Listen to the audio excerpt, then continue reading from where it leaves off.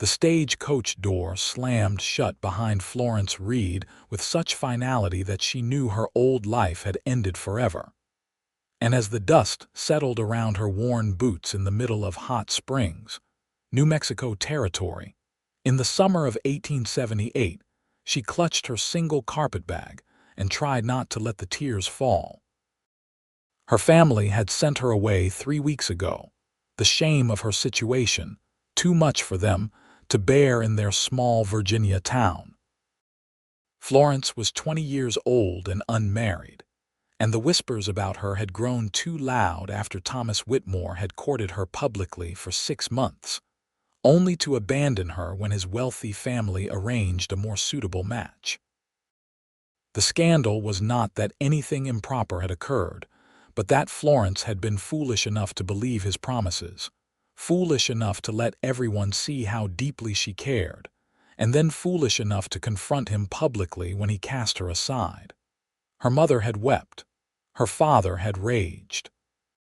Her brothers had looked at her with something between pity and disgust, and so they had pooled together enough money to send her west, to her mother's distant cousin who supposedly ran a boarding house and might take her in. Florence stood now in the blazing afternoon sun, watching the stage-coach roll away, leaving her stranded in a town that looked nothing like the orderly streets of home. Hot Springs was rough and unfinished, with wooden buildings that seemed thrown together hastily, dirt streets rutted with wagon tracks, and men who stared at her with undisguised curiosity as they passed. She wore her best traveling dress, a deep green cotton that was now covered in dust, and her dark blonde hair was pinned up beneath a simple bonnet. She knew she must look desperately out of place. The address her mother had given her was for a Mrs. Martha Coulter, supposedly on Main Street, but Florence looked around and saw no street signs, no obvious way to navigate this unfamiliar place. She picked up her bag and started walking, trying to ignore the weight of male attention on her. A saloon door swung open, releasing a burst of piano music and laughter. 2 men on horseback rode past, their spurs jingling. A woman in a faded calico dress swept the porch of what looked like a general store, pausing to eye Florence with obvious suspicion. "Excuse me," Florence called out, gathering her courage. "I am looking for Mrs. Martha Coulter's boarding house." The woman's expression shifted from suspicion to something that might have been sympathy. "Martha Coulter passed on near about 4 months ago. Fever took her quick." The words hit Florence like a physical blow. She stood frozen, her bag suddenly feeling impossibly heavy. "I see," she managed to say, though her voice sounded strange to her own ears. "Thank you." The woman nodded and went back to her sweeping, and Florence turned away before anyone could see her face crumple. She walked without direction, her mind racing.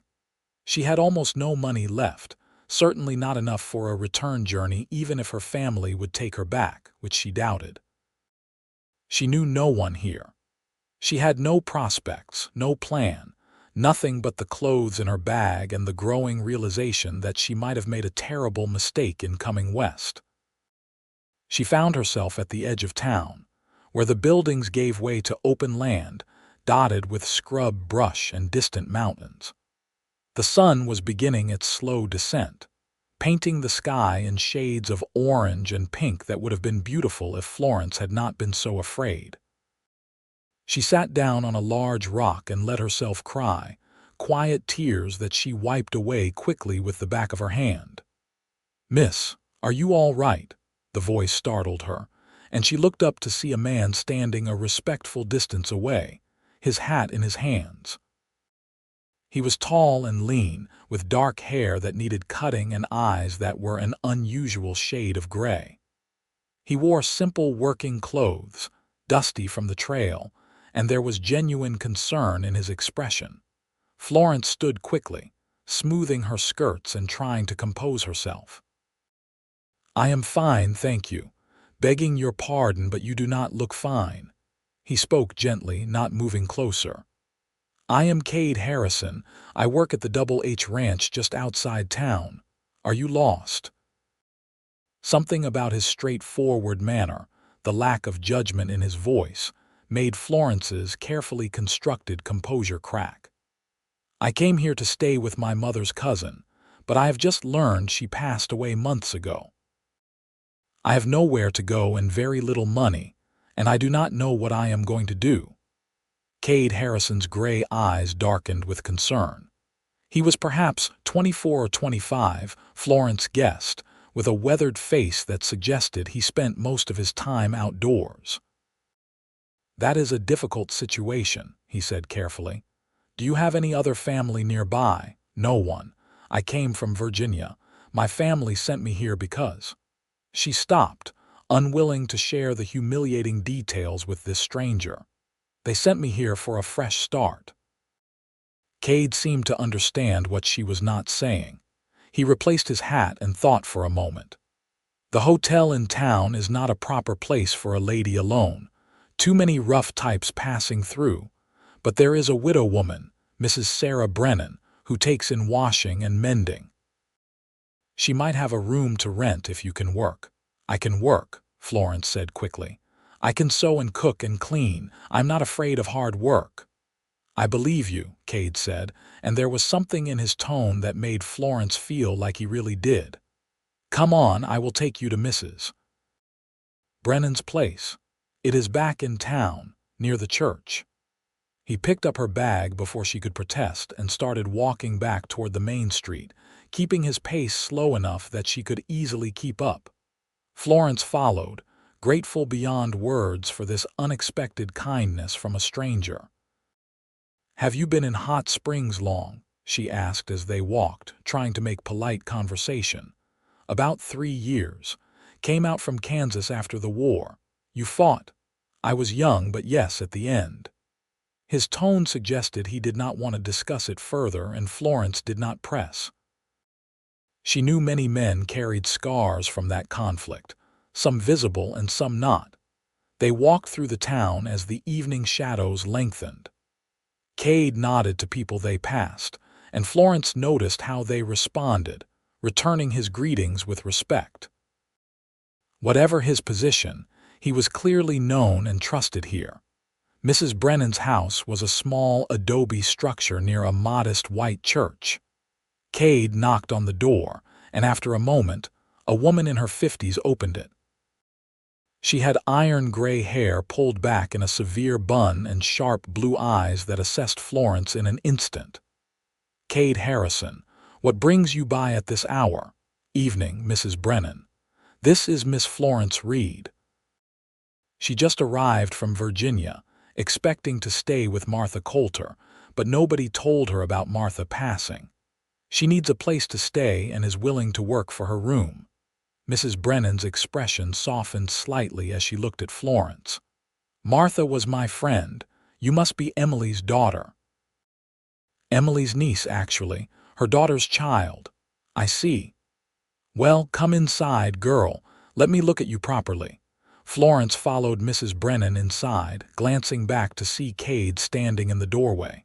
"Thank you," she said to him, putting all the gratitude she felt into those 2 words. He touched the brim of his hat. "Welcome to Hot Springs, Miss Reed. I hope things work out for you." Then he was gone, and Florence was left standing in the small, neat parlor of Mrs. Brennan's home, facing an uncertain future but feeling, for the first time since leaving Virginia, that maybe she could survive this. Mrs. Brennan proved to be stern but fair. She showed Florence a tiny room at the back of the house, barely large enough for a narrow bed and a small dresser, but it was clean and private. In exchange for the room and 2 meals a day, Florence would help with the washing, mending, and ironing that Mrs. Brennan took in from various residents and businesses in town. The work was hard and hot, especially in the New Mexico summer, but Florence threw herself into it with determination. She had been working for Mrs. Brennan for 2 weeks when she saw Kade Harrison again. It was early morning, and she was hanging laundry in the small yard behind the house when she heard his voice at the front door, speaking with Mrs. Brennan. "I brought my mending like I promised," he was saying. "3 shirts and my good jacket. About time. Those shirts have needed attention for months." Florence heard them laugh, and the sound made her pause in her work. There was an ease between them, the comfort of long acquaintance. She continued hanging sheets, trying not to listen, but then Mrs. Brennan called out, "Florence, come here a moment." She smoothed her apron and walked around to the front of the house, where Kade stood on the porch with a bundle of clothes. He looked surprised and pleased to see her. "Miss Reed, you are still here. I am glad." "Thanks to you," Florence said. "Mrs. Brennan has been very kind." "The girl has a good hand with mending," Mrs. Brennan said approvingly. "She will fix your shirts properly. Come back in 3 days." After Kade left, Florence took the bundle of clothes inside and examined them. The shirts were good quality but worn, with small tears and missing buttons. The jacket needed the lining repaired. She set to work immediately, finding a strange satisfaction in the careful, precise stitches required to make the repairs invisible. 3 days later, Kade returned as promised. Florence had just finished ironing his shirts and had them folded neatly in his basket. Mrs. Brennan was out delivering washing to the hotel, so Florence answered the door herself. "Mr. Harrison, please come in. Your mending is ready." He stepped inside, removing his hat. In the close confines of the small parlor, Florence noticed details she had missed before. The tiny scar above his left eyebrow, the way his dark hair curled slightly at his collar, the genuine warmth in his gray eyes when he looked at her. "How are you settling in, Miss Reed?" "Well enough. The work is hard, but I am grateful to have it. I am glad." He hesitated, then added, "I know it cannot be easy, being so far from home." Florence busied herself retrieving his basket, not wanting him to see the emotion in her face. "Home is not always where we are born. Sometimes it is where we make it. That is a wise way to look at it." She handed him the basket and he looked through the contents, examining her careful work. "These are excellent repairs. You have a real skill. Thank you. My mother taught me to sew when I was very young." "Does she know you arrived safely?" The question was innocent, but it touched a raw wound. Florence had written to her mother the day after she arrived, a brief letter explaining the situation with Mrs. Coulter and assuring her that she had found safe lodging with Mrs. Brennan. She had received no reply, and the silence hurt more than she wanted to admit. "I wrote to her," Florence said quietly. "I have not heard back yet." Understanding flickered in Kade's eyes, but he did not press. Instead, he reached into his pocket and pulled out coins to pay for the mending. "Mrs. Brennan charges 50 cents, yes. That is correct." He placed the coins in her hand, his fingers brushing hers briefly. The touch was accidental, but it sent an unexpected warmth through Florence's arm. She stepped back quickly, startled by her own reaction. If Kade noticed, he did not show it. He picked up his basket and headed for the door, then paused. "Miss Reed, the church has a social gathering every Sunday afternoon after services. Just simple food and conversation, but it might be a good way for you to meet more people in town. Mrs. Brennan always attends. Thank you." "I will consider it." After he left, Florence stood holding the coins, her heart beating faster than it should. She told herself firmly that she was being ridiculous. Kade Harrison had shown her kindness, nothing more. He was simply a decent man who had helped a stranger in need. She could not afford to read anything more into it, could not afford to make herself vulnerable again after what had happened with Thomas. But that evening, as she lay in her narrow bed listening to the unfamiliar sounds of the New Mexico night, she found herself thinking about gray eyes and gentle words. And for the first time since leaving Virginia, the tight knot of fear and shame in her chest loosened just slightly. Sunday arrived bright and clear. Florence attended the church service with Mrs. Brennan, sitting in the simple wooden pew and listening to Reverend Miller's sermon about new beginnings and God's grace. The congregation was a mix of ranchers, merchants, and working people, all dressed in their Sunday best. Florence spotted Kade sitting near the back, his dark hair slicked down, wearing the jacket she had mended for him. After the service, tables were set up in the shade of several large cottonwood trees beside the church. Women brought out baskets of food: cold chicken, fresh bread, potato salad, beans, pies, and cakes. Florence helped Mrs. Brennan set out the apple pie she had made that morning, grateful to have something to do with her hands. Florence Reed. She turned to find a young woman about her own age smiling at her. The woman had red hair pulled back in a practical bun and freckles scattered across her nose. "Yes, I am Florence. I am Catherine Miller, the Reverend's daughter. Welcome to Hot Springs. I heard you came all the way from Virginia." "News travels quickly here," Catherine laughed. "In a town this size, everyone knows everything within a day. It is both comforting and terrifying." "Come, let me introduce you to some of the other ladies." Before Florence could protest, Catherine had linked arms with her and was leading her toward a group of young women standing near one of the tables. They welcomed Florence warmly, asking polite questions about her journey and her impressions of the territory. Florence answered carefully, revealing little about her reasons for coming west, and if the women wondered, they were kind enough not to pry. "You must be lonely, being so far from family," said a young woman named Emma who had a baby on her hip.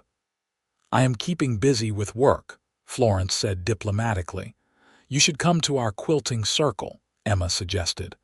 "We meet every Thursday afternoon at my house. It would give you a chance to get to know more people." Florence found herself agreeing, touched by the genuine friendliness these women offered. It was so different from the cold judgment she had faced back home, where every woman had looked at her with either pity or disdain after Thomas's betrayal. As the afternoon wore on, Florence found herself relaxing slightly, even managing to laugh at some of Catherine's amusing stories about life in Hot Springs. She was helping clear dishes when Kade Harrison approached the table where she stood. "Miss Reed, I wonder if I might have a word." Florence glanced around, aware of the curious looks from the other women. "Of course, Mr. Harrison." They walked a short distance away, still in full view of the gathering but far enough to speak privately. Kade seemed slightly uncomfortable, shifting his weight from one foot to the other. "I wanted to thank you again for the fine work you did on my mending. The jacket looks nearly new. It was my pleasure. I also wanted to say that I am glad you came today. It is good that you are making friends here." Florence looked at him curiously. "You seem to be watching out for me, Mr. Harrison. May I ask why?" He met her gaze directly, and she saw honesty in his gray eyes. "When I first came to Hot Springs, I was lost too. Trying to outrun things I had seen and done in the war, trying to figure out who I was going to be in this new place. Some people here showed me kindness when they had no reason to. I guess I am just trying to pass that along. That is very decent of you. Decency costs nothing." He paused, then added, "But I also wanted you to know that if you ever need help with anything, you can ask. No strings attached, no expectations.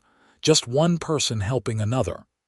Florence felt tears prick at her eyes and blinked them back quickly. "Thank you. That means more than you know." Someone called Kade's name, and he excused himself with a tip of his hat. Florence watched him walk away, talking easily with the other men, and felt something shift inside her chest, something dangerous and hopeful that she knew she should guard against but could not quite suppress. The weeks that followed fell into a comfortable rhythm.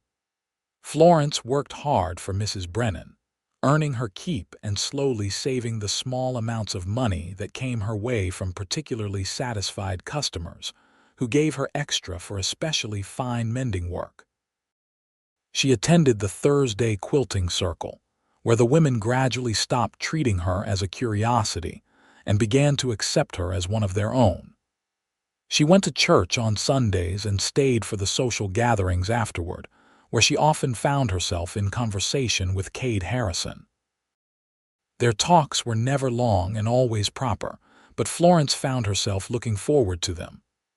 Kade spoke about his work at the Double H Ranch, about the horses he was training, about the harsh beauty of the New Mexico landscape that he had come to love.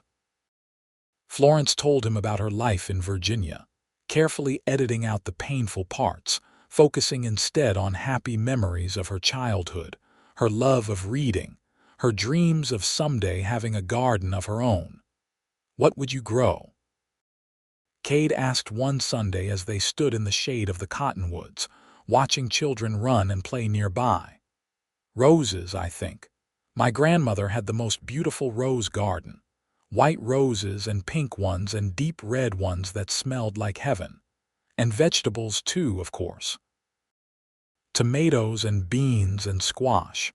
There is something deeply satisfying about growing your own food. The Double H has a big garden. The ranch owner's wife, Mrs. Harper, maintains it. She is always saying she needs help keeping up with it." Florence looked at him. "Are you suggesting I ask for work there?" "I am suggesting that if you wanted to learn more about gardening in this climate, which is very different from Virginia, Mrs. Harper would probably be happy to teach you. She is a kind woman." It was typical of Kade, Florence had learned. He never pushed, never demanded, but he quietly opened doors and let her choose whether to walk through them. She appreciated his respect for her independence, even as she recognized his genuine desire to help. She took his suggestion, and the following week, walked the 2 miles out to the Double H Ranch to introduce herself to Mrs. Harper. The ranch was larger than Florence had expected, with a main house, several outbuildings, a large barn, and extensive corrals where horses grazed peacefully. Mrs. Harper, a woman in her early 40s with laugh lines around her eyes and capable hands, welcomed Florence warmly. "Kade mentioned you might come by," she said, leading Florence to the garden plot behind the main house. "I can always use an extra pair of hands, and if you are serious about learning, I am happy to teach." The garden was impressive, with neat rows of vegetables and herbs, and a small section devoted to flowers. Florence felt her heart lift at the sight of it, this oasis of growing things in the midst of the harsh desert landscape. "It is beautiful," she breathed. "It takes work to keep it going in this heat, but it is worth it. Tell you what, you come out here twice a week, help me with the weeding and watering and harvesting, and I will pay you 50 cents each time. Plus you can take home vegetables for yourself and Mrs. Brennan." "Deal," Florence agreed immediately, and so began another phase of her new life. Every Tuesday and Friday, she would make the walk out to the Double H Ranch, spending several hours working in the garden with Mrs. Harper, who proved to be an excellent teacher. The work was hot and tiring, but Florence loved it. There was something healing about putting her hands in the soil, about nurturing growing things and watching them thrive. She often saw Kade during these visits. He would be working with the horses in the corrals, or riding in from checking fence lines, or performing one of the dozens of tasks that ranch work required. He always found time to stop and say hello, sometimes bringing her a dipper of cool water from the well, sometimes just offering a smile and a wave before returning to his work. "That young man has his eye on you," Mrs. Harper said one afternoon as they picked tomatoes together. Florence felt her cheeks flush. "We are just friends. He has been kind to me, that is all. Kade is a good man, one of the best workers we have, and there is no meanness in him. A woman could do worse than catch his interest. "I am not looking to catch anyone's interest," Florence said, more sharply than she intended. "I came here to start over, not to throw myself at the first man who shows me kindness." Mrs. Harper held up her hands in a placating gesture. "I meant no offense. I just think you should know that Kade is not the sort to show attention to a woman unless he means something by it. He is not a flirt or a charmer. If he is seeking out your company, it is because he genuinely cares." Florence picked tomatoes in silence, her mind whirling. She could not deny that she had feelings for Kade, feelings that had been growing steadily over the past 2 months. But she was terrified of being hurt again, terrified of letting herself be vulnerable. What if Kade was like Thomas, all sweet words and promises that would evaporate the moment something or someone more appealing came along? But even as she thought it, she knew it was not fair. Kade had never made her promises or sweet declarations. He had simply been there, steady and kind, asking nothing in return for his friendship. And that, she realized, was precisely what made him different from Thomas.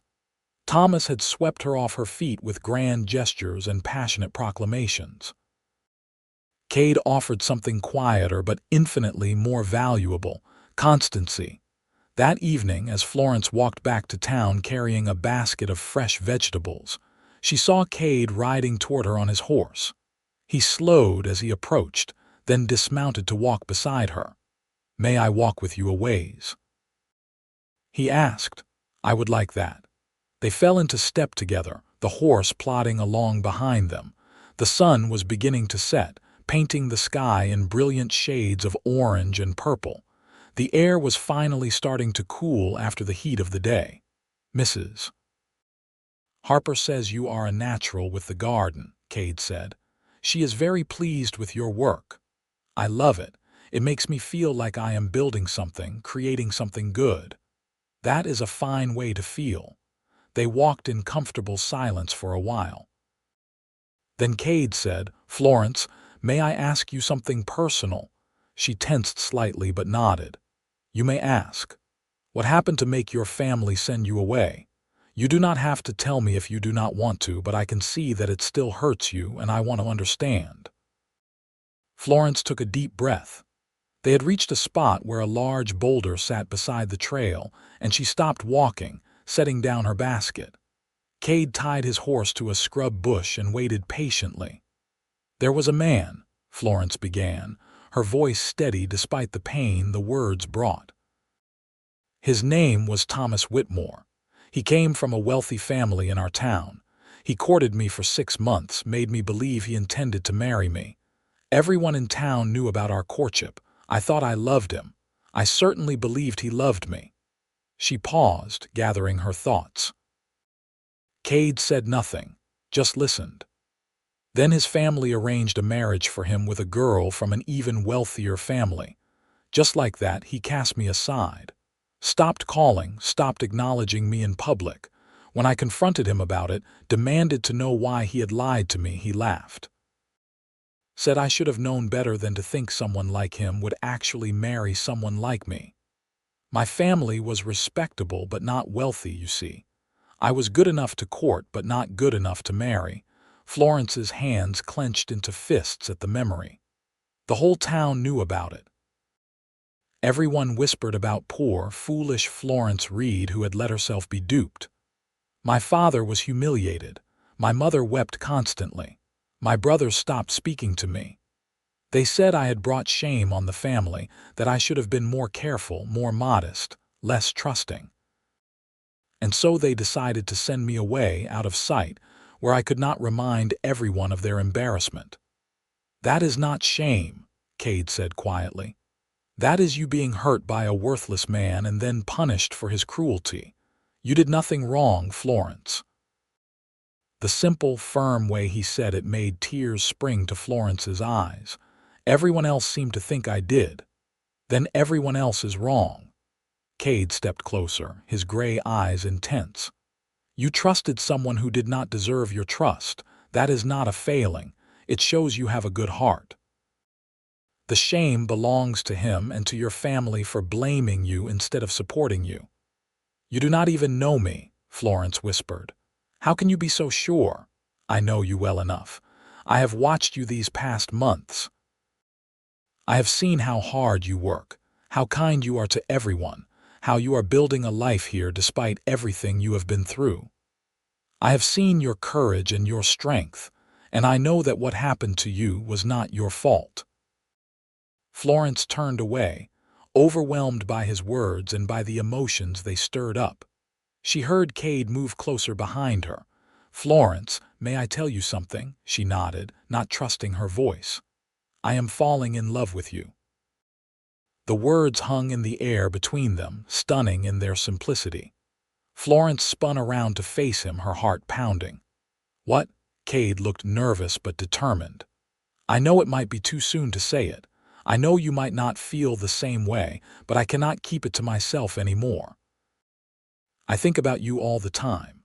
I look forward to Sundays just so I can talk to you for a few minutes.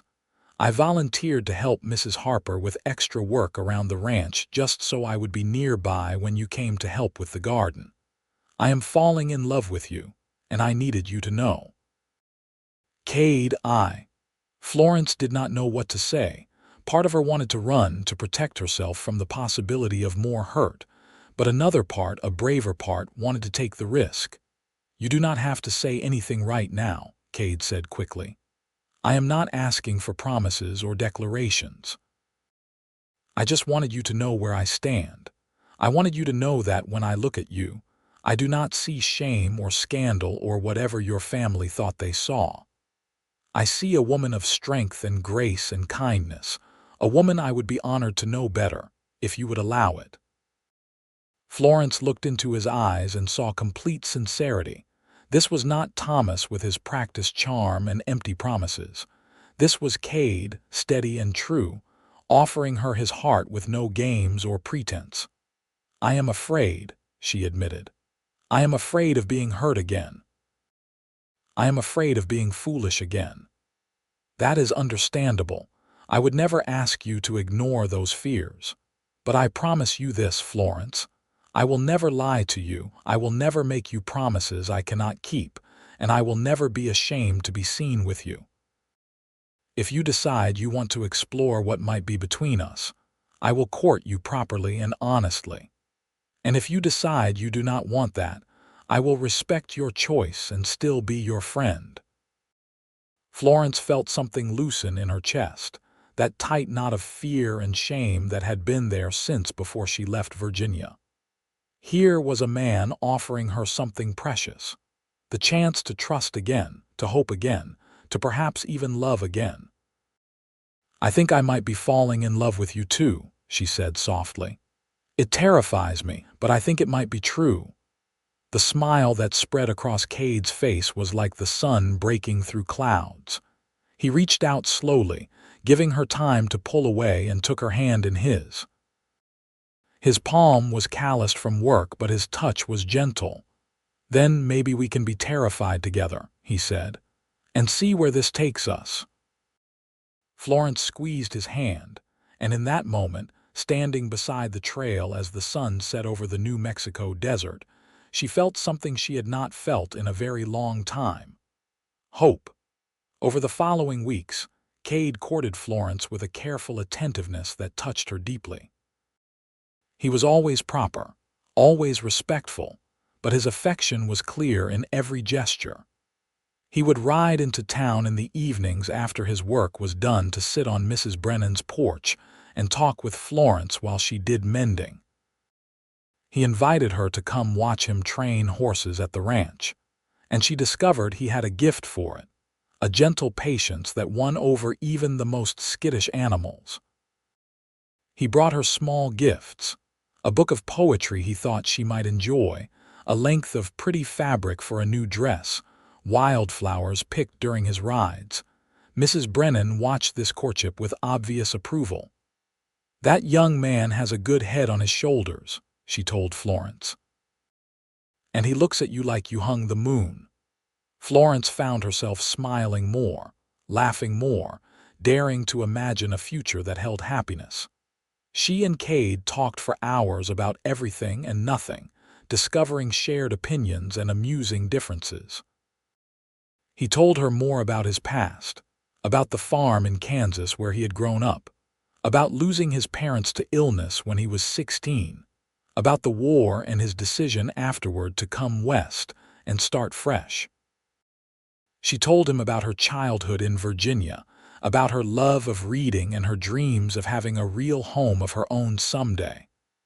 Not just a place to live, she explained as they sat together on the porch one evening in early October, but a real home where people are safe and welcome, where there is love and laughter and good food and a garden.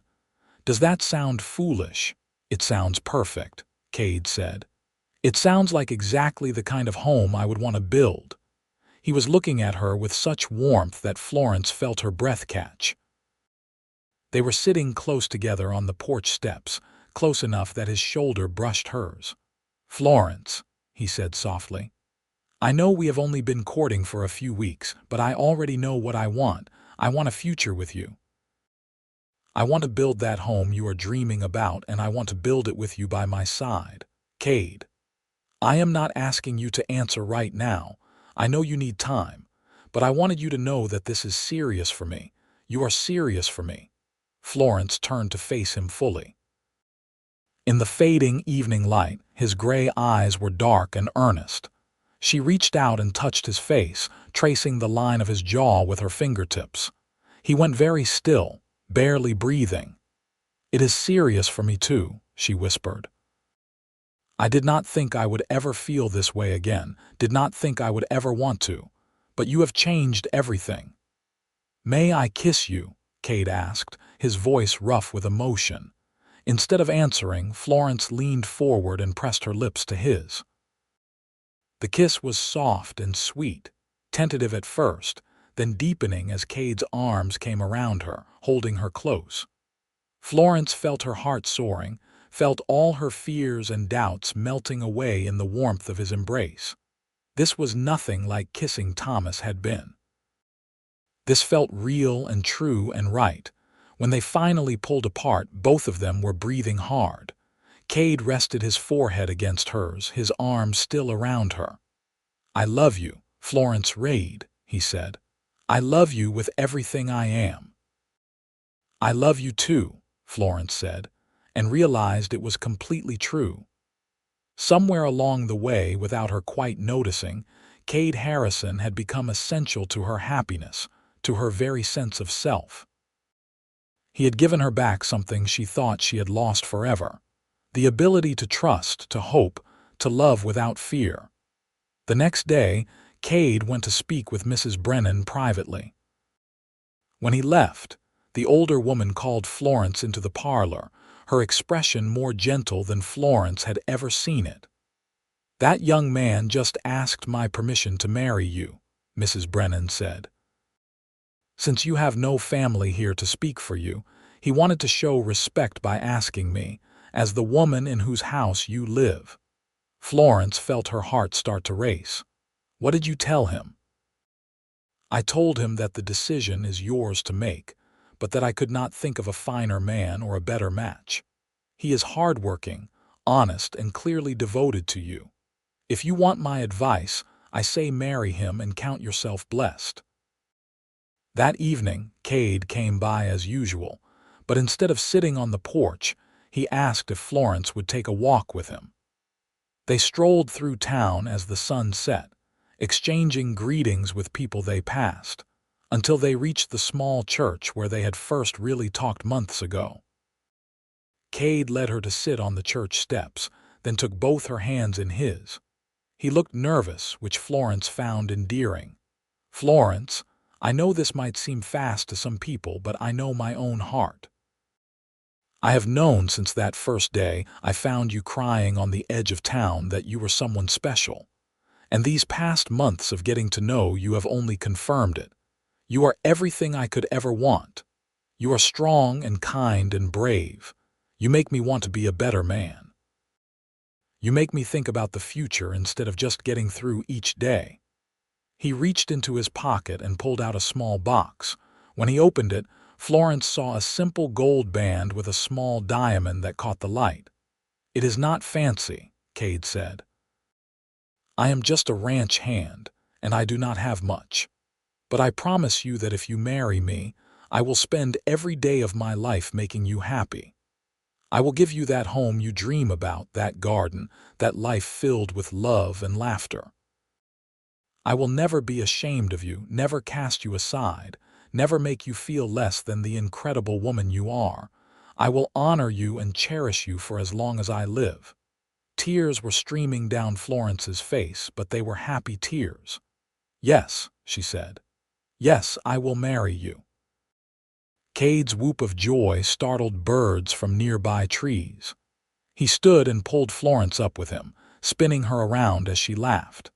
Then he carefully slipped the ring onto her finger, and they kissed there on the church steps as the last light faded from the sky. They decided to marry quickly. There seemed no reason to wait, and both of them were eager to start their life together. Reverend Miller agreed to perform the ceremony the following Sunday after the regular service. Catherine Miller and Mrs. Harper insisted on organizing a small reception, and Mrs. Brennan declared she would make the wedding cake. The week before the wedding was a flurry of activity. Florence used some of her saved money to buy fabric for a wedding dress, a soft cream-colored cotton with delicate lace trim. The women of the quilting circle all pitched in to help her sew it, and the result was the loveliest dress Florence had ever owned. Kade, meanwhile, was working extra hours at the ranch to save every penny he could. He had a plan for their future, he told Florence, but he wanted to surprise her with the details. On the Friday before the wedding, Florence received a letter. Her hands shook when she saw the Virginia postmark, the familiar handwriting of her mother on the envelope. She took it to her small room and sat on the bed, gathering her courage before opening it. The letter was brief, but reading it felt like opening an old wound. Her mother wrote that she hoped Florence was well and safe. She said that the family had been praying for her. But then she added that Florence should not plan to return home, as her presence would only stir up old gossip and pain. She wished Florence well in her new life and said that perhaps, in time, they might correspond more regularly. But for now, it was best if Florence stayed where she was and let the scandal fade from memory. There was no mention of love, no expression of regret for sending her away, no acknowledgement that they might have handled things differently. Just a cold, distant letter that made clear Florence was no longer truly part of the family. She sat holding the letter, feeling numb. Part of her had hoped that her family might soften with time and distance, might realize how unfairly they had treated her.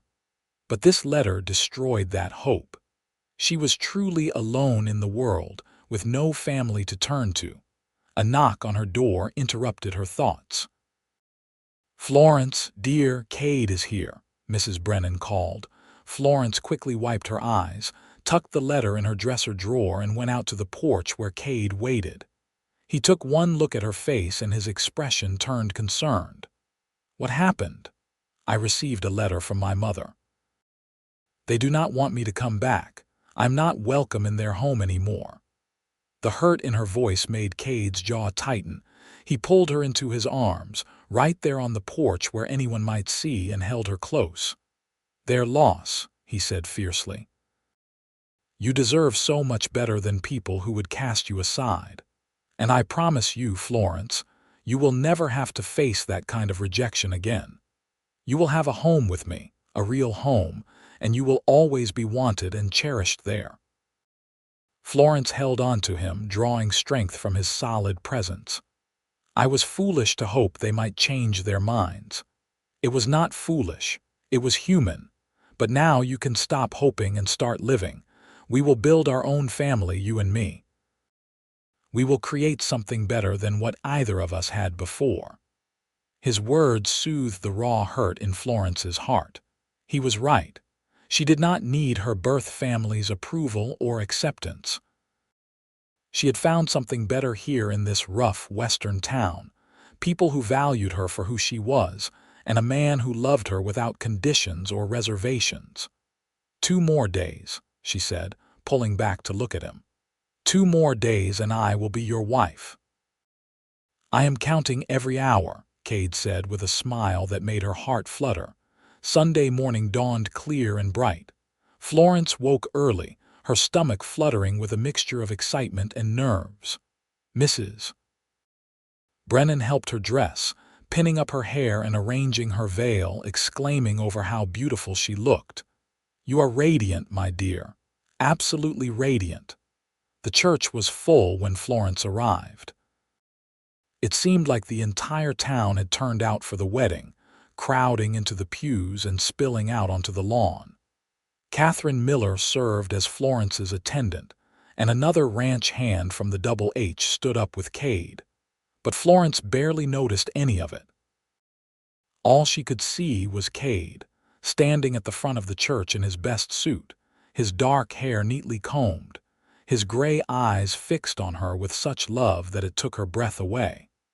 Reverend Miller performed the ceremony with warmth and joy in his voice. When it came time for the vows, Kade's voice was steady and sure as he promised to love and honor Florence for all his days. Florence's voice shook slightly with emotion, but she met Kade's eyes as she made the same promises, meaning every word with her whole heart. "I now pronounce you husband and wife," Reverend Miller said with a broad smile. "Kade, you may kiss your bride." And he did, tenderly and thoroughly, while the congregation erupted in applause and cheers. The reception was held in the shade of the cottonwood trees, with tables laden with food and a fiddler providing music for dancing.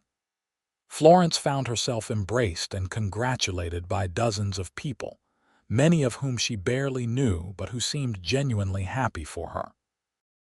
It was such a stark contrast to the cold judgment she had faced in Virginia that it made her eyes sting with grateful tears. When the sun began to set, Kade took Florence's hand and led her to where his horse waited, saddled and ready. Behind the horse was a small cart with their belongings. "Where are we going?" Florence asked. "Home," Kade said simply. They rode out of town as people waved and called out good wishes. Florence sat in front of Kade on the horse, his arms around her, feeling completely safe and happy. After about 30 minutes, Kade directed the horse off the main trail onto a smaller path that led through a grove of cottonwoods. And there, in a small clearing beside a stream, stood a cabin. It was small but solidly built, with a stone chimney and a covered porch. Behind it, Florence could see a fenced area perfect for a garden and a small barn suitable for keeping a horse and perhaps some chickens. "Kade," she breathed. "What is this?" "This is ours," he said. "I have been working on it for months, since before I even worked up the courage to tell you I loved you. The land was available and I had some money saved. I built the cabin myself with help from some of the boys at the ranch. It is not much yet, but it is ours, free and clear. A place where we can build that life you dreamed about." Florence slid down from the horse and walked toward the cabin as if in a dream. Kade followed, unlocking the door and pushing it open.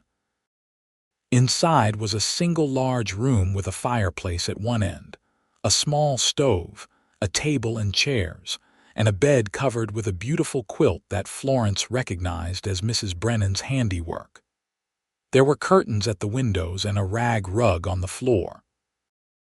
It was simple and rustic, but it was the most beautiful thing Florence had ever seen. "You did all this for me," she whispered. "For us," Kade corrected, coming to stand behind her and wrapping his arms around her waist. "I wanted to give you a real home, Florence. A place that is ours from the beginning, a place where we can be happy together." Florence turned in his arms and kissed him with all the love and gratitude she felt. "It is perfect. You are perfect. I cannot believe this is real." "It is real," Kade assured her, his gray eyes warm. You are my wife. This is our home, and we have the rest of our lives to fill it with love and laughter and all the good things you deserve." That night, as they lay together in their bed in their own home, listening to the stream bubbling nearby and the night sounds of the desert, Florence felt a peace settle over her that she had never experienced before. All the pain and shame and fear of the past months seemed to fall away. She had been sent away from her family in disgrace, but she had found something infinitely better. A man who honored her, a home of her own, and a future full of possibility. "What are you thinking?" Kade murmured, his fingers tracing lazy patterns on her shoulder. "That I am happy," Florence said simply. "Truly, deeply happy, and that I love you more than I ever thought possible." "I love you too," Kade said, pressing a kiss to her forehead, "and I will spend every day proving it to you." The months that followed were some of the happiest of Florence's life. She and Kade settled into their new home, establishing routines and rhythms that felt natural and right. Kade continued working at the Double H Ranch, leaving early each morning and returning in the evening to find Florence waiting for him with dinner ready. She spent her days keeping their small home spotless, washing and mending their clothes, and beginning to establish the garden she had dreamed about. Mrs. Harper gave her seeds and cuttings from the ranch garden, and Florence worked the soil carefully, planting vegetables and herbs. She also started a small flower bed near the porch, determined to have roses eventually, even if she had to learn everything about growing them in this harsh climate. The women of the town did not forget her after the wedding. Catherine Miller and the others from the quilting circle made a point of visiting regularly, bringing small gifts for the new household and keeping Florence company. Mrs. Brennan came by once a week, always bringing some treat she had baked, and staying for tea and conversation. In November, Florence realized her monthly courses were late. She waited another week, afraid to hope, before mentioning it to Kade one evening after supper. "I think I might be with child," she said quietly, watching his face for his reaction. The joy that lit up Kade's face was everything she could have hoped for. He stood so quickly he knocked over his chair, pulling Florence up and into his arms. "Are you sure? Are you feeling all right? Do you need to see the doctor?" Florence laughed at his sudden anxiety. "I am not certain yet, but I think so, and I feel fine, just a little tired." "You should rest more. You should not be working so hard in the garden. Let me help more with the chores." "Kade, I am fine," Florence insisted, but she was touched by his concern. "Women have babies all the time."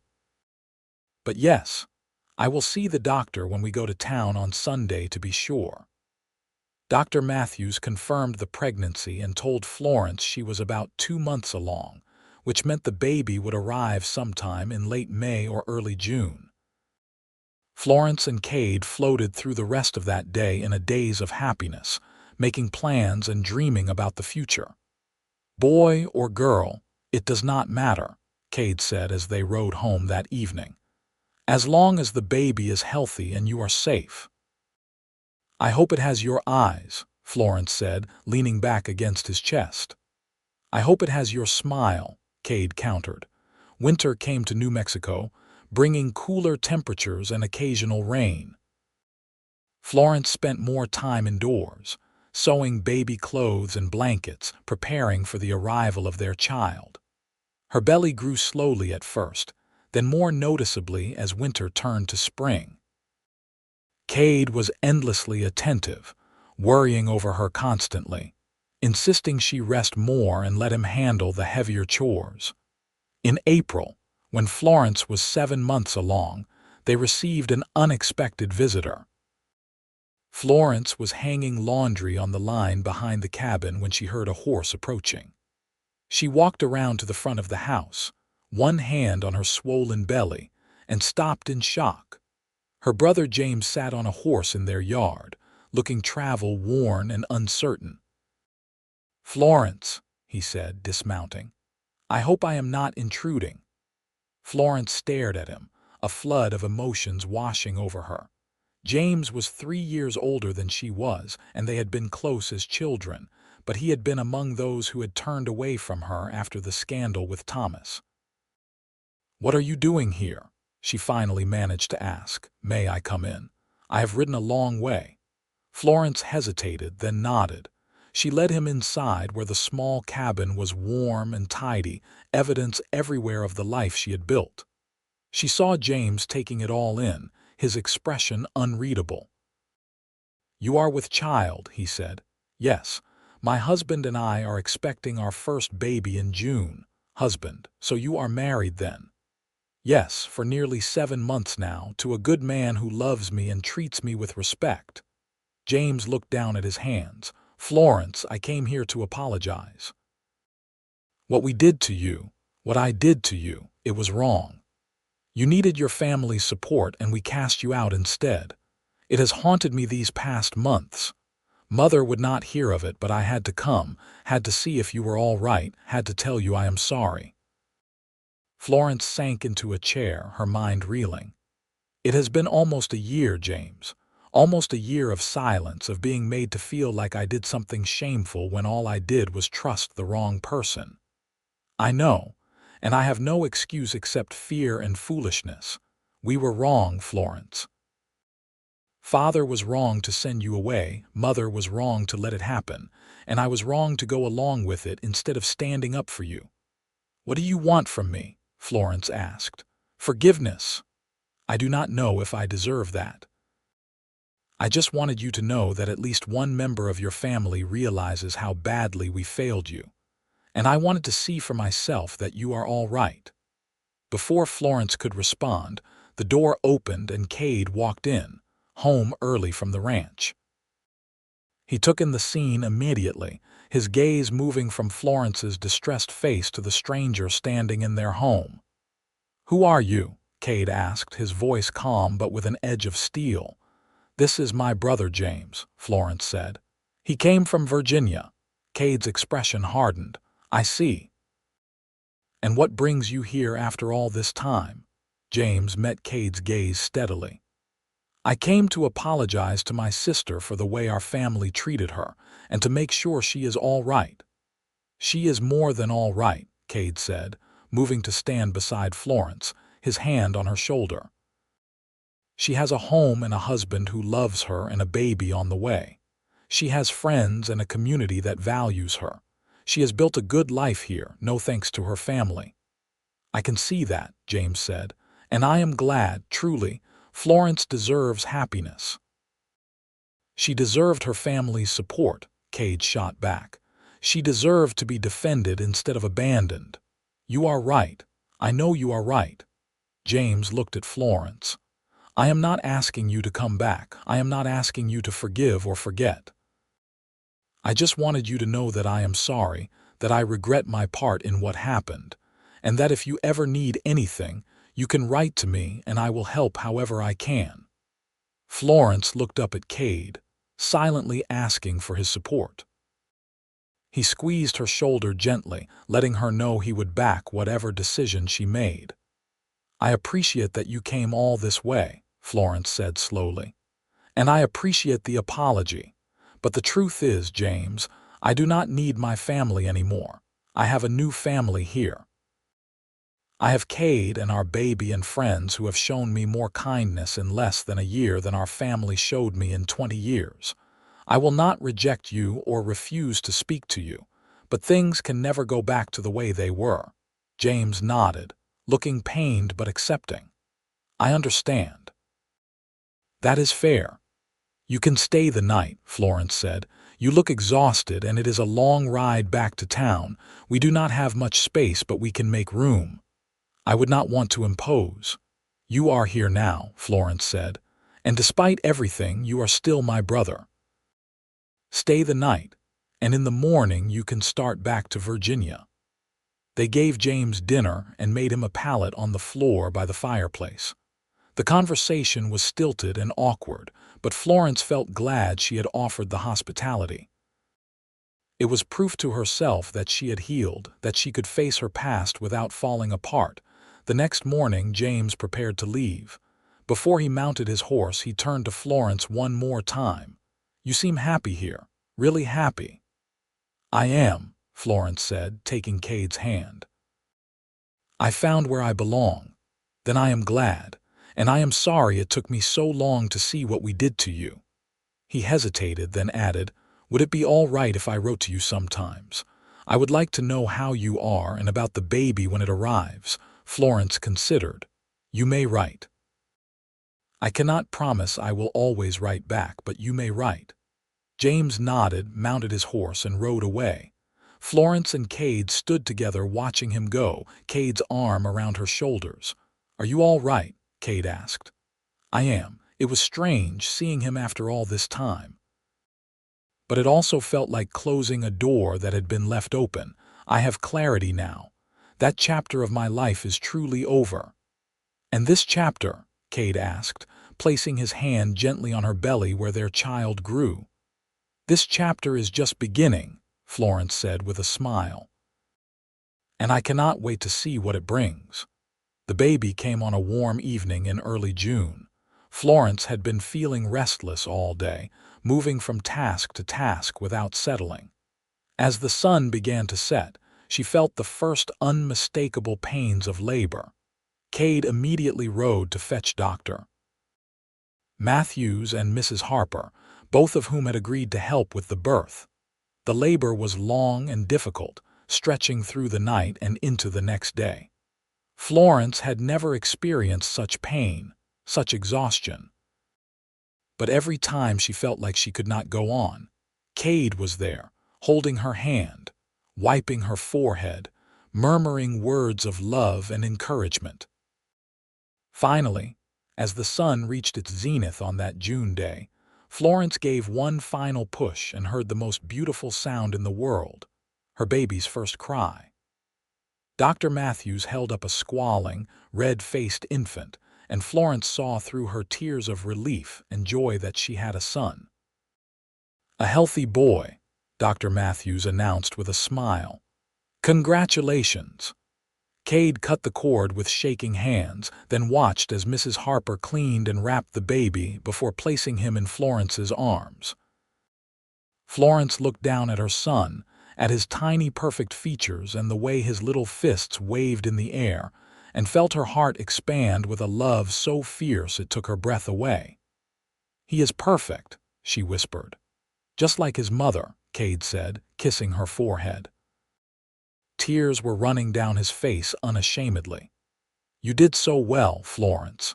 You are amazing." They named him Thomas Kade Harrison after both his father and grandfather. Despite everything, Florence chose to use the name Thomas because she would not let a bad man poison a good name. Her son would redefine what the name meant to her.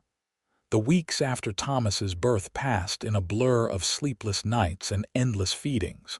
Florence was exhausted but happier than she had ever been.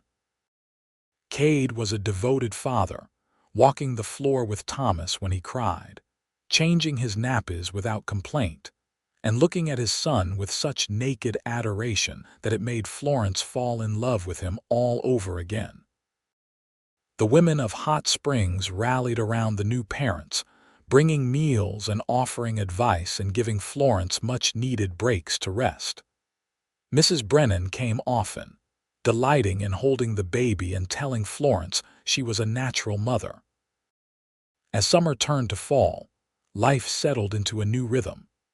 Thomas grew and thrived, becoming a fat, happy baby with his mother's smile and his father's gray eyes. Florence's garden flourished, providing abundant vegetables that she preserved for the winter. Kade received a promotion at the ranch, becoming the head horse trainer with a significant increase in pay that meant they could start saving money for improvements to their property. One evening in late October, as they sat on their porch watching the sunset while Thomas slept in Florence's arms, Kade said, "I have been thinking. We have a little money saved now. What would you say to buying some chickens? We could have fresh eggs, and you could sell any extra in town." I would like that, Florence said. And maybe, eventually, a cow for milk. Eventually, Kade agreed. We will build this place up bit by bit, make it everything we want it to be. It already is everything I want, Florence said softly, because you are here and Thomas is here. That is what makes it home. Kade leaned over and kissed her gently. You gave me a reason to build something, Florence. Before you, I was just drifting through life, working to get by, but you made me want more. You made me believe I could have more. We gave each other that, Florence said. I was so lost when I came here, so broken. But you showed me that the shame I carried was never really mine to bear. You gave me back my honor and my hope. You gave me a home and a family. You gave me love. Over the next year, their little homestead continued to grow and prosper. They did get chickens, and the fresh eggs were a welcome addition to their meals and a modest source of income. Florence's garden expanded, and she finally managed to get a rose bush to survive, its fragrant blooms a daily reminder of how far she had come. Thomas grew into a bright, energetic toddler who followed his father around like a shadow whenever Kade was home, and who had his mother wrapped completely around his tiny finger. Florence's correspondence with her brother James had continued sporadically. He sent news from Virginia, carefully avoiding any mention of their parents or the scandal that had sent Florence away. Florence responded politely but distantly, sharing brief updates about her life, but maintaining clear boundaries. She had forgiven James, but she would never forget, and the relationship they now had was nothing like the closeness they had shared as children. In the spring of 1881, when Thomas was almost 3 years old, Florence discovered she was pregnant again. This time, there was no surprise or uncertainty, just quiet joy. Kade was thrilled at the prospect of another child, though he worried about Florence going through labor again. I will be fine, she assured him. Women do this all the time, and Dr. Matthews is right here in Hot Springs. We are prepared. The pregnancy progressed smoothly, and this time Florence knew what to expect. She continued her work in the garden through the summer, with Thomas helping by playing in the dirt nearby.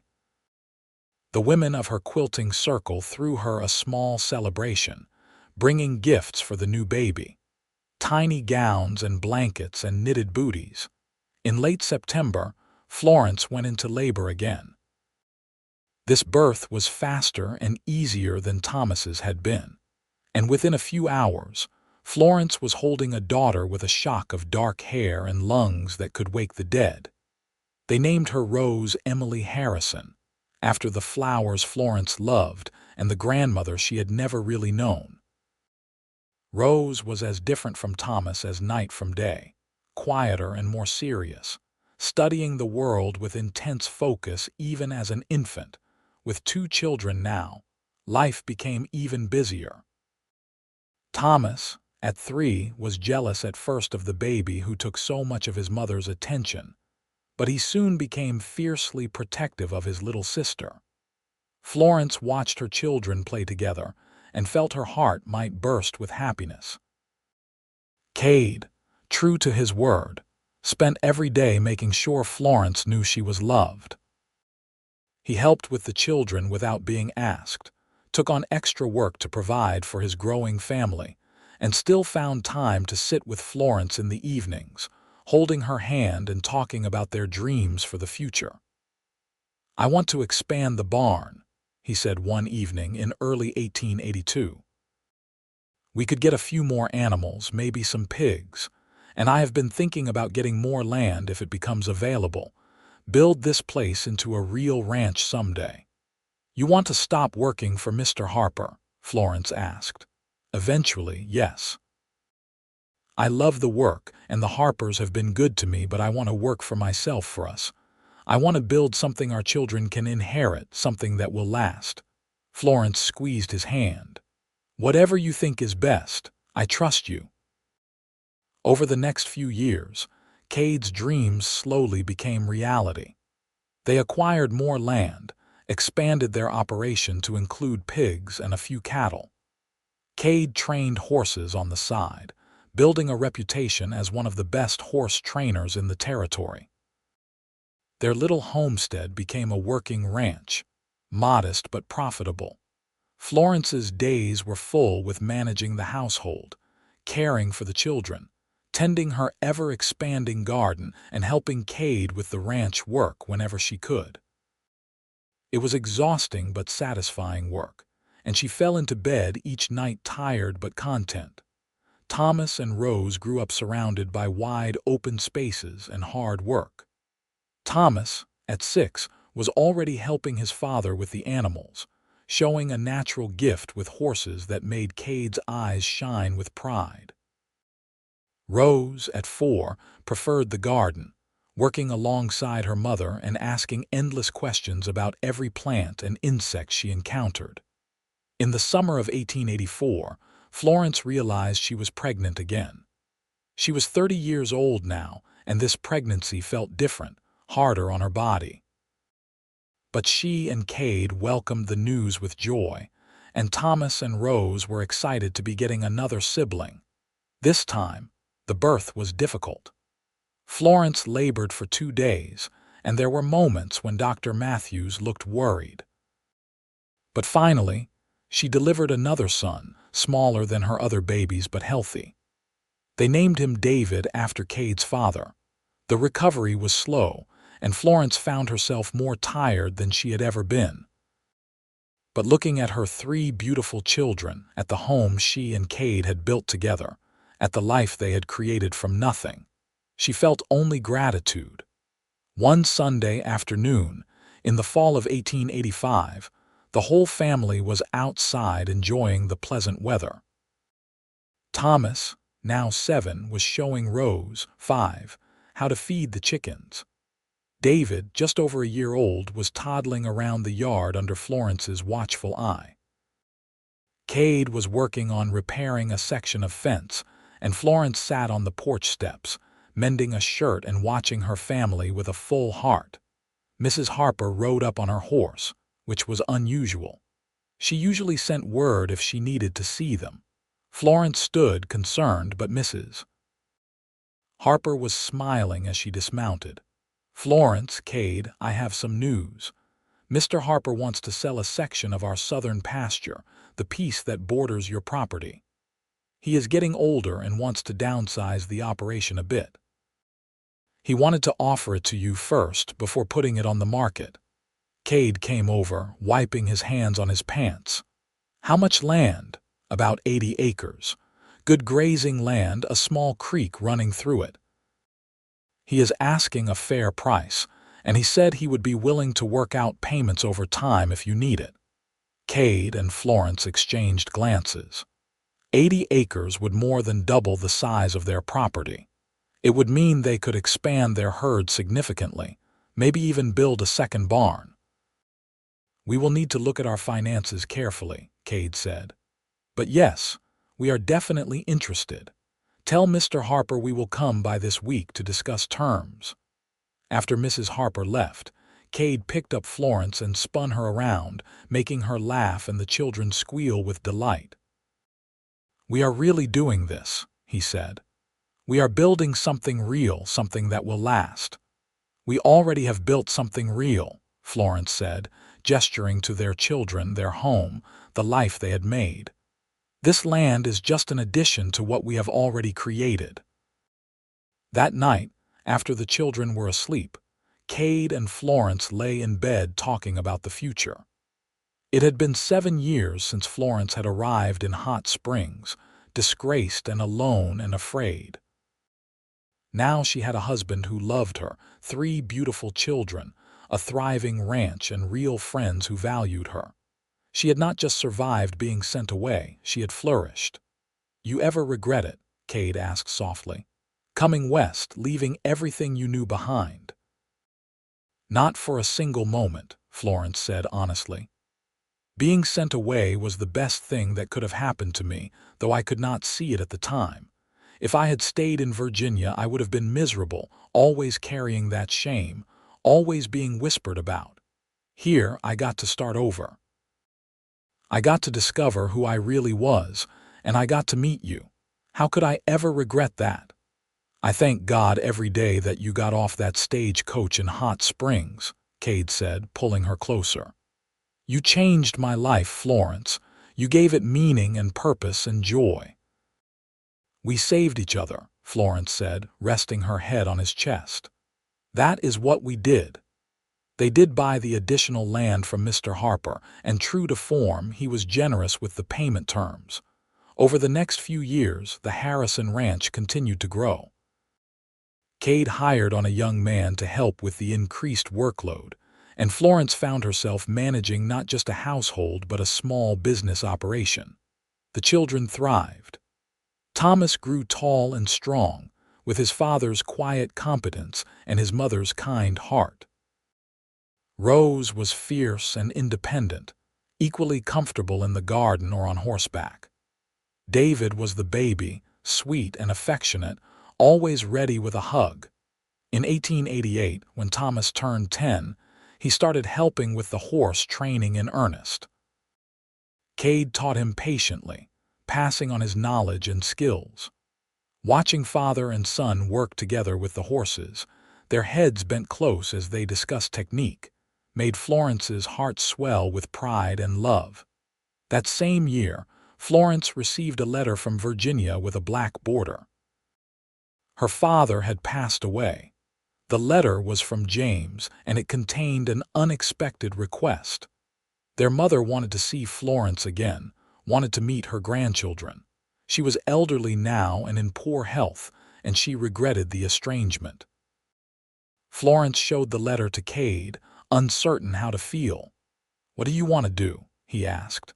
"I do not know. Part of me wants to say it is too late, that she made her choice 7 years ago. But another part of me wonders if I would regret not giving her this chance." "You have to do what feels right to you," Kade said. "I will support whatever you decide." After much thought and prayer, Florence wrote back to James.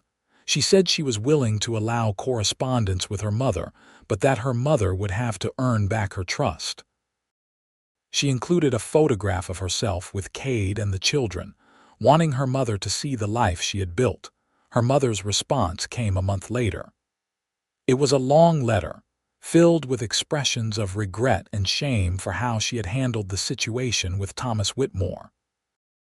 She admitted that she had been wrong, that she had cared more about appearances than about her daughter's welfare. She begged Florence's forgiveness and asked if she might visit, to see Florence and meet her family before it was too late. Florence discussed it with Kade at length. Finally, they agreed that Florence's mother could come for a visit in the spring, when the ranch would be at its most beautiful. Florence wanted her mother to see what she had accomplished, wanted her to understand that being sent away had not destroyed her, but had instead freed her to become the person she was meant to be. Her mother arrived in May of 1889, a frail woman in her 60s who looked older than her years. Florence met her at the stagecoach, now 11 years after she had arrived on that same stagecoach, alone and afraid. The difference in her circumstances could not have been more stark. The visit was awkward at first. Florence's mother seemed overwhelmed by the rough conditions of ranch life, so different from genteel Virginia. But watching Florence with her children, seeing the obvious love between her and Kade, witnessing the respect with which she was treated in the community, seemed to soften something in the older woman. On the third day of the visit, Florence and her mother sat together on the porch while the children played in the yard. "You were right to come here," her mother said quietly. "I did not understand it at the time, but I see it now. You have built a good life, Florence. You are respected and loved. Your children are healthy and happy. You have a good man who clearly adores you." "I did not build this in spite of being sent away," Florence said carefully. "I built it because I was sent away. Being forced to leave gave me the freedom to become who I really am, instead of who everyone expected me to be." Her mother's eyes filled with tears. "I am sorry. I am so very sorry for how we treated you, for abandoning you when you needed us most. I have regretted it every day since, but I was too proud, too afraid to admit I was wrong. It took your father dying for me to realize that life is too short to hold onto pride and anger." Florence felt tears in her own eyes. "I forgive you, Mother. I cannot forget, and our relationship will never be what it once was, but I forgive you." They embraced then, both of them crying, and Florence felt another old wound finally begin to heal. Her mother stayed for 2 weeks, getting to know her grandchildren and watching the ranch in operation. She attended church with the family on Sunday and met Florence's friends. Before she left, she pulled Florence aside. "You have my blessing," she said. "Not that you need it, but I want you to know that I am proud of you. You took a terrible situation and turned it into something beautiful. You are stronger than I ever was." After her mother returned to Virginia, they maintained a regular correspondence. The relationship would never be deeply close, but the anger and pain had been released, replaced with something calmer and more peaceful. The years continued to pass, each one bringing its own joys and challenges. The children grew and developed their own personalities and dreams. Thomas announced at 16 that he wanted to stay on the ranch permanently, to work alongside his father and eventually take over the operation. Rose, at 14, shocked everyone by declaring that she wanted to become a teacher and had been studying every book she could get her hands on. David, at 12, was still figuring out his path but showed a talent for mechanics and fixing things. Kade's hair started to gray at the temples, and Florence found her own dark blonde hair showing threads of silver. But they were happy, deeply and genuinely happy in the life they had built together. In the spring of 1895, 17 years after Florence had first arrived in Hot Springs, the town held a celebration for its 20th anniversary. There were speeches and a big picnic and dancing in the town square. Florence and Kade attended with their children, now young adults who turned heads wherever they went. As Florence stood watching her family, surrounded by friends and neighbors, she reflected on the incredible journey that had brought her here. She had been sent away in shame, with nothing but a single bag and a broken heart. She had arrived in a strange place, alone and terrified, with no idea how she would survive. But a cowboy had found her crying on the edge of town, and he had given her something precious: kindness without judgment, help without strings, and eventually, love without conditions. He had given her honor when she thought hers was lost forever. He had given her a home when she had nowhere to go. And in return, she had given him her heart, her trust, and her devotion. Together, they had built a life worth living, a family worth cherishing, a legacy worth leaving. The shame she had carried when she left Virginia had long since been replaced by pride in what she had accomplished. The fear had been replaced by confidence. The brokenness had been replaced by wholeness. Kade came up beside her, sliding his arm around her waist in a gesture that was as natural as breathing after 17 years of marriage. "What are you thinking about?" he asked. "About how far we have come," Florence said. "About how blessed I am." "We are blessed," Kade corrected gently. "Both of us." Florence leaned into him, watching Thomas dance with a pretty girl from town, watching Rose laugh with her friends, watching David stuff his face with cake. She thought about the ranch that had grown from a small cabin to a thriving operation. She thought about the garden that bloomed with roses every summer. She thought about all the small moments of joy and love that had filled the past 17 years. "I love you, Kade Harrison," she said. "Thank you for finding me that day, for seeing me when I was at my lowest, for believing I was worth loving." "Thank you for taking a chance on a simple cowboy," Kade replied. Thank you for building this life with me, for giving me children and a home and more happiness than I ever dreamed possible."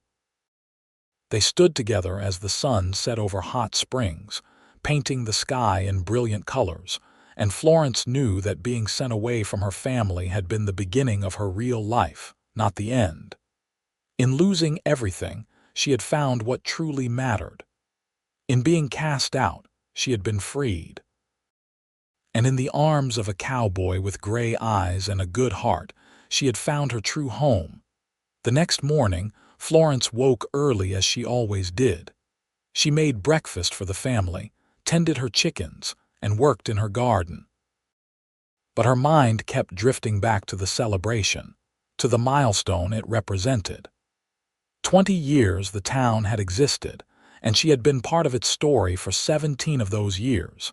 As she knelt among the rose bushes, carefully pruning and weeding, she heard hoofbeats approaching.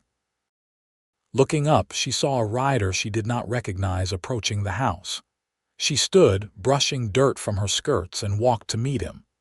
"Can I help you?" she called. The young man dismounted. He could not have been more than 18 or 19, and he looked nervous. "Are you Mrs.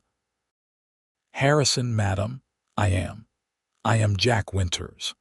My family just moved to the area, bought the old Peterson place. I was wondering if your husband might have time to look at a horse I bought. Fellow I got him from said he was broke to saddle, but he is as wild as they come. Someone mentioned that Mr. Harrison is the best horse trainer around." Florence smiled. "My husband is out checking the south pasture, but he should be back within the hour. You are welcome to wait, or you can come back later." "I will wait if that is all right, madam." Florence brought the young man a cup of water and some biscuits left over from breakfast, and they sat on the porch talking while he waited. Jack was from Texas, he explained, and his family was trying to start a small ranch. He had 2 younger sisters and a widowed mother, and he was working hard to make a go of it. As Florence listened to his story, she was reminded of herself all those years ago. Young, uncertain, trying to make a new start in a difficult place. When Kade returned and examined the problem horse, agreeing to work with the animal for a reasonable price, Florence found herself offering additional help. "We have extra vegetables from the garden," she told Jack. "More than we can use. And if your mother needs any help getting settled, she should not hesitate to reach out. The women in this community are good people, always willing to lend a hand." Jack looked at her gratefully. "That is very kind of you, Mrs. Harrison. We have not had the easiest time of it, and kindness means a lot." After he left, leading his troublesome horse, Kade joined Florence on the porch. "That was good of you, offering to help them," he said. "Someone helped me once when I needed it most," Florence replied, smiling at him. "It seems only right to pass that along." Over the following months, Florence did indeed help the Winters family. She brought them vegetables and preserves, invited Mrs. Winters to the quilting circle, and made sure they were included in community events. It felt good to be the one extending kindness instead of receiving it, to be established enough in her life that she could help others. As 1895 turned into 1896, the Harrison Ranch continued to prosper.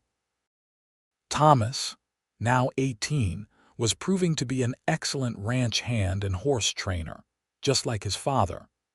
He had also started courting Alice Harper, the granddaughter of Kade's old employers, and everyone expected a wedding announcement soon.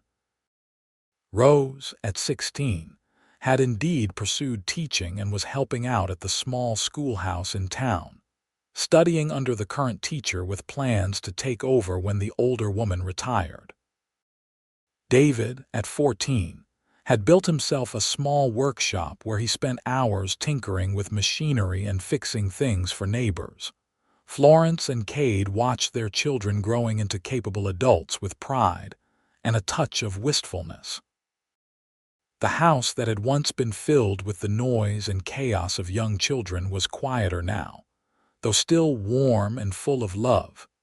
One evening in late summer, as Florence and Kade sat on the porch watching the sunset as they had done countless times over the years, Kade took her hand. "Do you remember that first day?" he asked. "When I found you on the edge of town crying?" "I remember everything about that day," Florence said. "I was so scared and lost. I thought my life was over." "I knew right then that you were someone special," Kade said softly.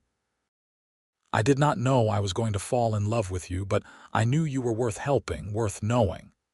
"You saved me that day," Florence said. "Not just by helping me find Mrs. Brennan, but by seeing me. Really seeing me, not the scandal or the shame, but me." "You saved me too," Kade replied. "I was just drifting before you came along, just existing. You gave me a reason to really live, to build something, to dream about the future. You gave me everything that matters." Florence squeezed his hand, feeling the same rush of love she had felt on their wedding day, amplified by 18 years of shared life and deepened by experience. "I used to think being sent away was the worst thing that ever happened to me," she said. "But it was actually the best thing. It brought me here to you, to this life. I would not change a single thing, not even the hard parts, because they all led me to this moment, to this happiness." "I love you, Florence Harrison," Kade said, his voice thick with emotion. "More today than yesterday and less than I will tomorrow."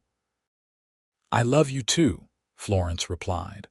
"Always and forever." As the sun dipped below the horizon, painting the sky in brilliant shades of red and gold, they sat together in comfortable silence. Two people who had found each other against all odds and built something beautiful together. A woman who had been sent away in shame had found honor and a home. A lonely cowboy had found love and purpose. And together, they had created a legacy that would last for generations. In the fall of 1896, Thomas married Alice Harper in the same small church where his parents had wed 18 years earlier. It was a joyous occasion, with the whole community turning out to celebrate. Florence watched her son take his vows and saw so much of Kade in him. The same steady strength, the same gentle kindness, the same deep capacity for love. Thomas and Alice built a small house on the Harrison property, planning to work the ranch alongside Kade and eventually take it over completely. Florence welcomed her new daughter-in-law warmly, teaching her the ins and outs of ranch life and delighting in the addition to the family. In early 1897, Rose announced that she had been offered a teaching position in Santa Fe. It was an opportunity to work in a larger school with more resources, and she was excited but also sad to be leaving the family. Florence helped her daughter pack, offering advice and encouragement even as her heart ached at the thought of Rose being so far away.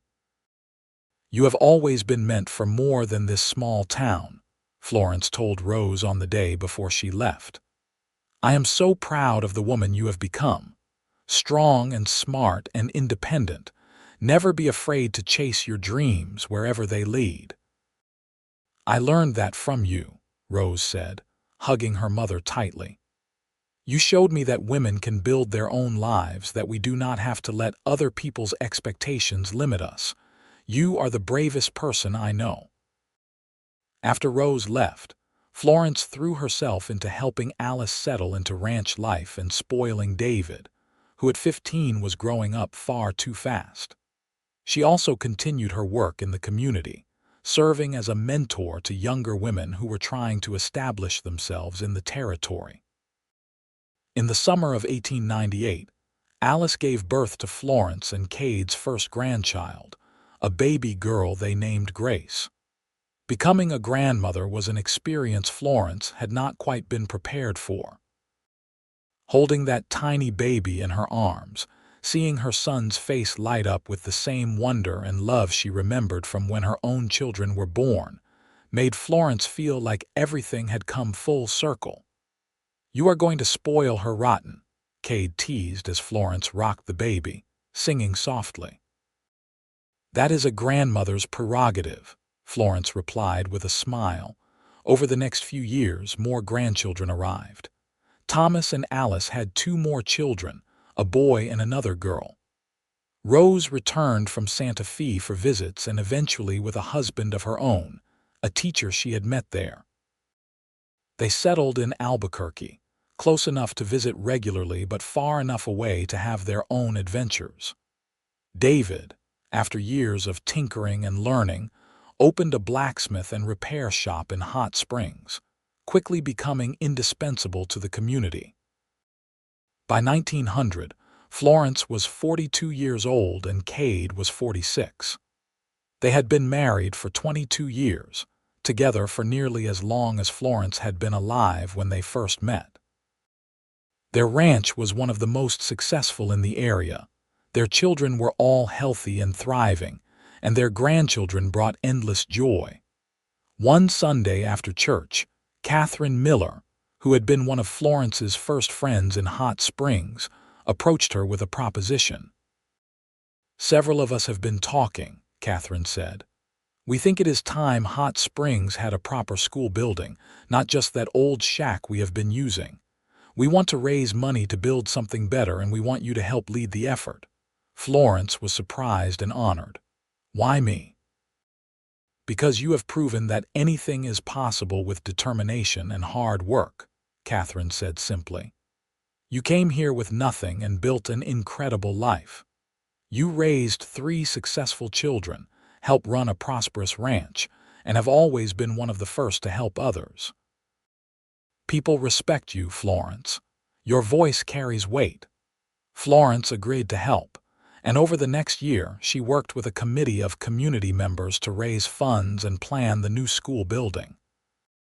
It was completed in the fall of 1901, a solid structure with 2 large classrooms, a library, and a playground. At the dedication ceremony, Florence was asked to say a few words. She stood before the assembled crowd, looking out at faces she had known for more than 20 years, and felt a surge of emotion. "When I first came to Hot Springs," she began, "I had nothing but a single bag and a heart full of fear. I had been sent away in disgrace, and I did not know if I would survive, let alone thrive. But this community welcomed me. You gave me work, friendship, and eventually, a place to belong. You gave me the chance to prove that my worth was not defined by someone else's cruelty or my family's judgment. This school represents what I love most about this town. The belief that everyone deserves a chance, that education and opportunity can transform lives, and that when we work together, we can build something lasting and beautiful. I am honored to have been part of this project, and I cannot wait to see all the children who will learn and grow within these walls." The crowd applauded, and Florence stepped down, feeling Kade's arm slip around her waist in support. She had come so far from that terrified young woman on the stagecoach. She had built a life beyond her wildest dreams. As the years continued to pass, Florence and Kade settled into the comfortable rhythms of middle age. They worked less on the ranch as Thomas took on more responsibility, but they remained active and engaged. Florence's garden, now legendary in the area, continued to flourish. Her roses, which she had finally mastered after years of trial and error, were the envy of every gardener in the county.